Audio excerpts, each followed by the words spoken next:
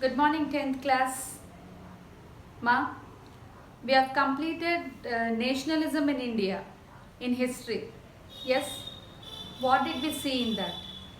We have seen that the people of the country, they fought the British government, they fought the colonial government, and for what did they fight? They fought for freedom. Yes, and we have also seen that different groups of people have participated in the struggle, different communities have participated in the struggle. Yes, you know which communities, what were the communities or what were the groups which participated actively or which did not participate actively. So there you have a clear segregation, you have a clear classification of the people who participated and of the people who did not participate. Yes or no? Yes. So now, from now onwards, we will apply that classification in economics and try to understand the Indian economy with respect to different sectors of Indian economy. So, our next lesson in economics is sectors of Indian economy. Okay, ma'am. Now, here in this, you have one new word called sectors. Now, what is this sectors? Usually, the people of the country, they are engaged in different type of economic activities. Okay, different type of economic activities. Some people, they are in production of goods, and some people, they are in the production in providing of services. So in this way, all the people, they are not doing only one job, na? In the country, different people do different job. So how should these activities be understood? How can we understand these activities? How can we say that this activity, the characteristics of this particular activity is this? We can't say unless and until they are classified and they are given a perfect name. Yes. So this classification is called as the sectors, and the economic activities are classified basing on the sectors. So here students, in this lesson you are going to understand the three sectors of Indian economy, which are the primary sector, the secondary sector and the tertiary sector. The primary sector, the secondary sector and the tertiary sector. Ma, exam point of view, this particular chapter has got a weightage of 8 to 10 marks. Okay, so it's quite easy, very easy, very easily understandable, and it is even scoring with respect to economics. Okay, so please pay attention. Right now, so here as I said, we have got the Indian economy is divided into three sectors: the primary sector, the secondary sector and the tertiary sector. Today I am going to provide you with an introduction of what is about each sector. Okay ma? Now first let us go with the primary sector. When we speak about primary sector, we can involve all the activities which are done by the use of natural resources. Okay? So into primary sector comes all the activities which use the natural resources.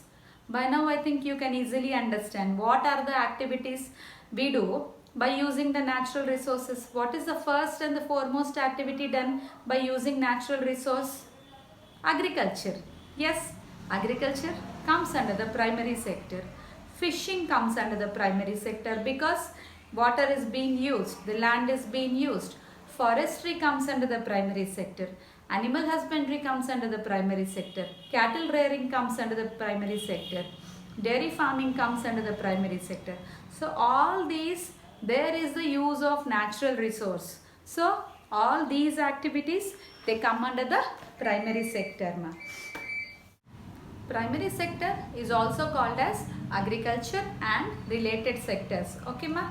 Because here when you think about the primary sector, immediately the first thing you get into mind is agriculture only. But there are many other related sectors, not only agriculture. So it is called agriculture and related sectors as well. Now let us discuss about the second sector, that is the secondary sector. Now what is happening in secondary sector? The goods which are produced in the primary sector, Students, here in the primary sector, many raw materials are produced. We don't get the finished good. We get raw material from the primary sector. So, these raw materials are converted into products in the secondary sector. Did you understand? So, what is the work done in the secondary sector? These raw materials are converted into products by form of some processing. Yes, by form of some processing. They have to undergo a series of steps wherein the final goods we get in the secondary sector. So, this is here. The more of the work is done by the industry students. The raw material is taken and it is being processed and ultimately a final good comes out. So, this is also called as the industrial sector. Now, let us take the example of cotton. Okay. Now, assume this to be some cotton. Okay. Now, this cotton you get it from the primary sector. Yes, ma. The cotton, the raw cotton you get it from the primary sector.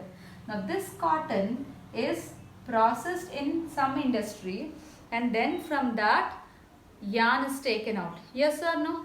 And that yarn is again taken to some other industry where a cloth is made. Yes. And this cloth is again taken to some other industry where a shirt comes out or a pant comes out or a sari comes out. The final product is coming out. So whatever happens, yarn, cotton is a raw material which comes from the primary sector, which should be further taken to the secondary sector and processed. Okay, then only you will be getting the final product. So here the involvement of industries is more in the secondary sector. So it is also called as the industrial sector. Okay, ma? Now, here the primary sector and the secondary sector are interdependent on each other. I say the primary sector and the secondary sector are interdependent on each other. If raw material is there and there is no secondary sector, then will a good come out? Will a product come out? No. And if industrial sector is there and primary sector there is no production of any raw material, then can this secondary sector survive? No. So both are interdependent on each other. Okay. Now we need to talk about the tertiary sector. Now what is this tertiary sector?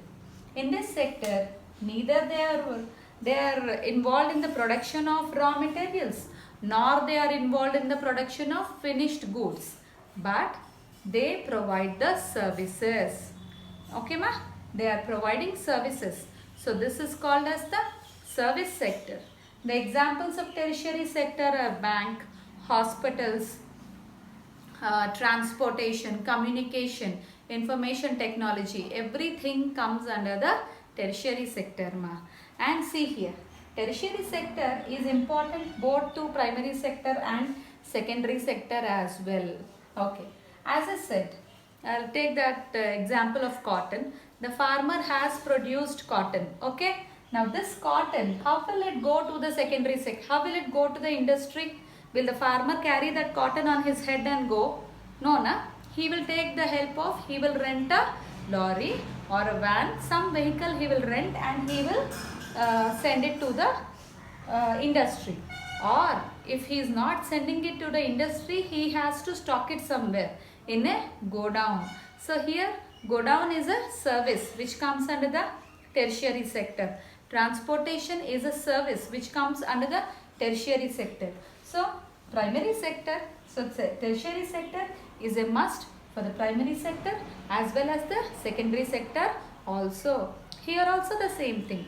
The goods which are being produced, if they have to go out into the market, they need transportation. If they have to be advertised, they need TV channels, they need newspapers, they need the information technology. So all these are services. So here tertiary sector is also important to the secondary sector as well. So by this way, we can say that all the three sectors are interdependent on each other. Did you understand this concept, ma, about the primary, secondary and the tertiary sectors? Okay. This is all for today. We'll go in depth with each and every sector from the next classes.